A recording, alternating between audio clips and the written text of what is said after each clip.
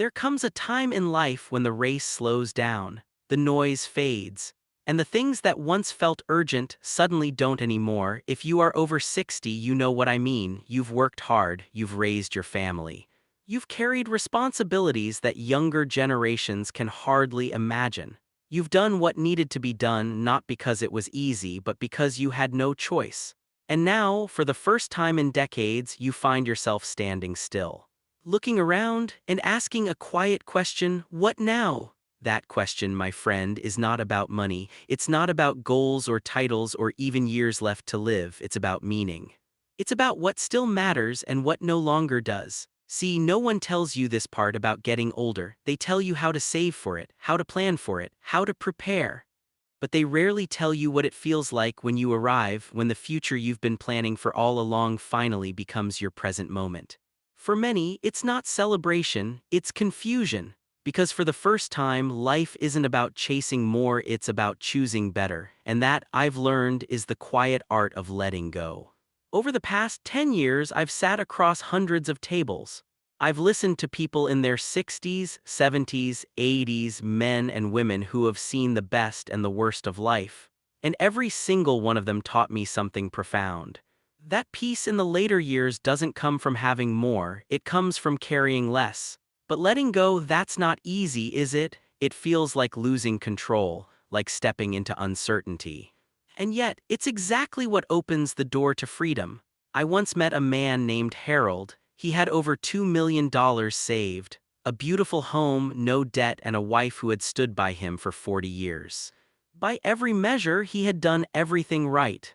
But when she suggested taking a trip to Italy, a dream they'd talked about since their 20s, he froze. He said, "What if something happens? What if we need that money later?" So I asked him a question. "Harold, what if later never comes?" He stared at me for a long time, and I'll never forget what he whispered back. "No one ever told me I could stop worrying."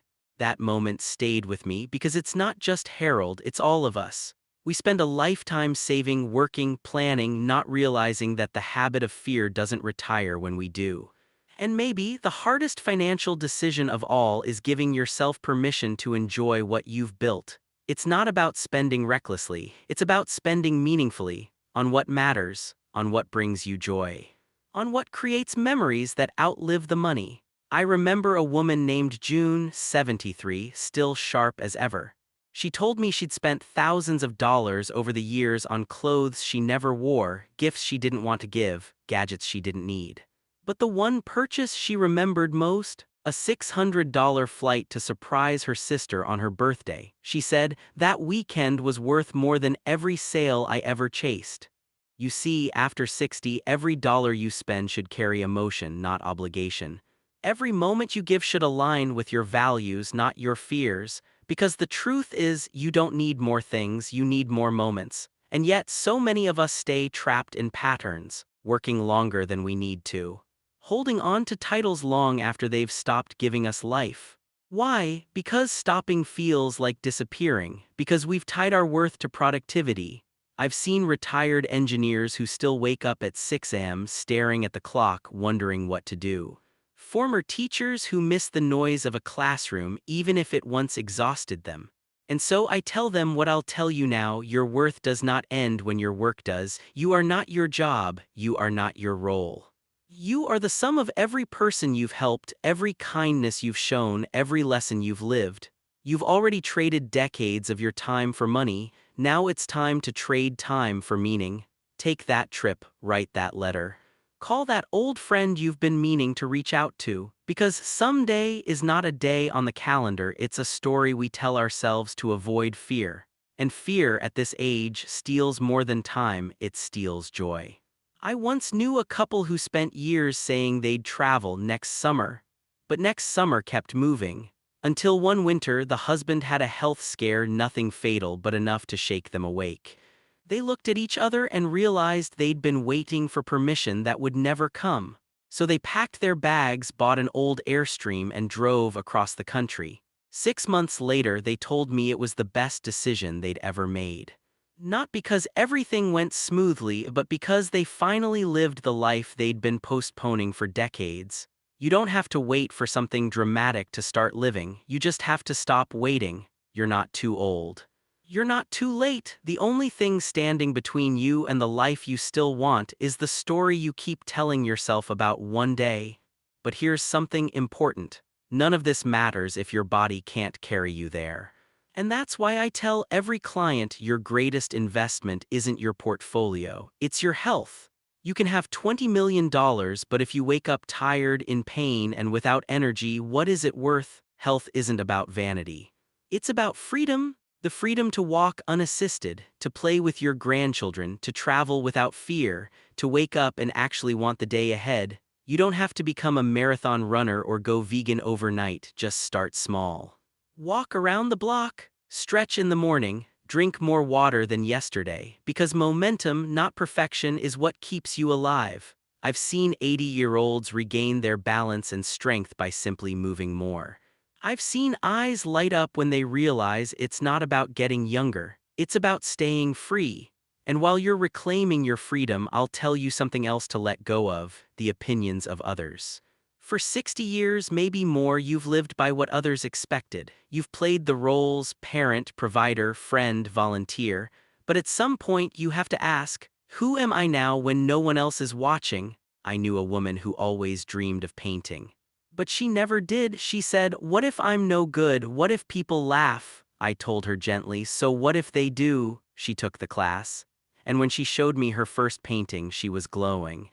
Not because it was perfect, but because it was hers. Her hands, her colors, her joy. There's a kind of freedom that comes when you finally stop explaining yourself, when you realize that every wrinkle, every scar, every story you carry is proof that you've lived, really lived. And you don't need to apologize for that. You want to wear bold colors? Do it. You want to travel alone? Do it. You want to say no to gatherings that exhaust you? You have that right. Because the older you get, the more freedom you earn to live honestly. A hospice nurse once wrote that the #1 regret of dying patients was this: "I wish I had lived a life true to myself, not the life others expected of me." Let that sink in. Because every day you spend worrying about judgment is a day you don't get back. And maybe one of the reasons we get stuck worrying is because the world around us won't stop shouting. News, opinions, outrage, 24 hours a day. If you spend too long staring at the chaos, you'll start to believe the world is nothing but darkness. But here's the truth: fear sells, hope doesn't. So I'll ask you, when was the last time you turned off the noise and just listened to your own heartbeat? When was the last time you let silence speak to you? The world isn't falling apart. It's changing, yes, but there is still beauty, there are still kind people, there is still music, laughter, sunrise, and love.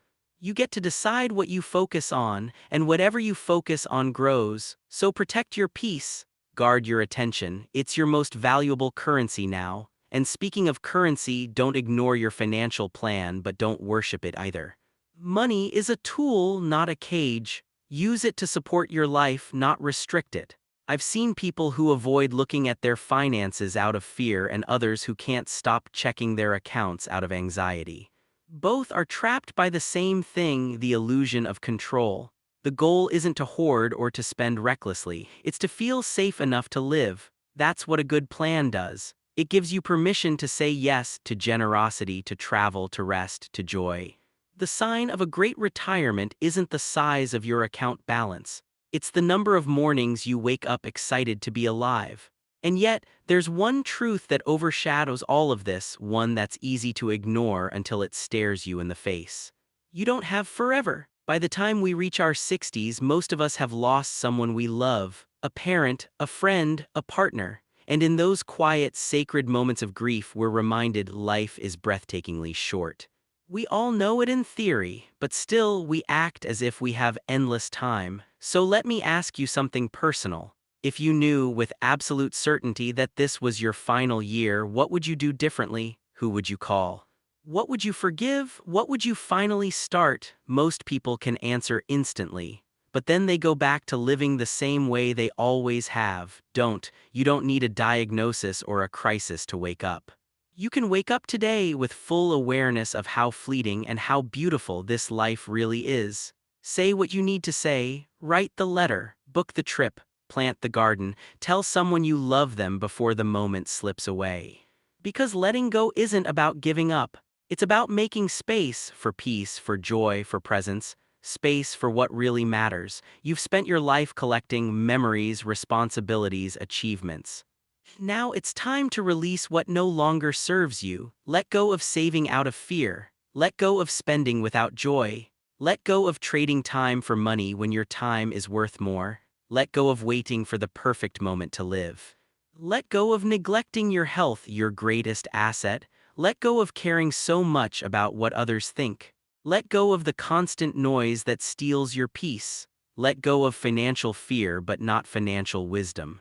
And most of all, let go of the illusion that you have forever, because you have right now, and that is enough. So tonight, when you lie in bed, I want you to ask yourself one quiet question. What am I ready to let go of? Think about it.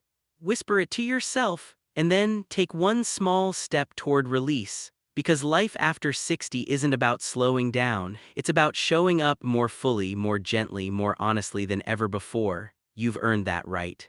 You've earned your peace, and the world still needs your light. This is Stanley Wolfe. And wherever you are tonight, take a deep breath, look around you, and remember, you are still here. You are still capable. And it is never too late to live beautifully.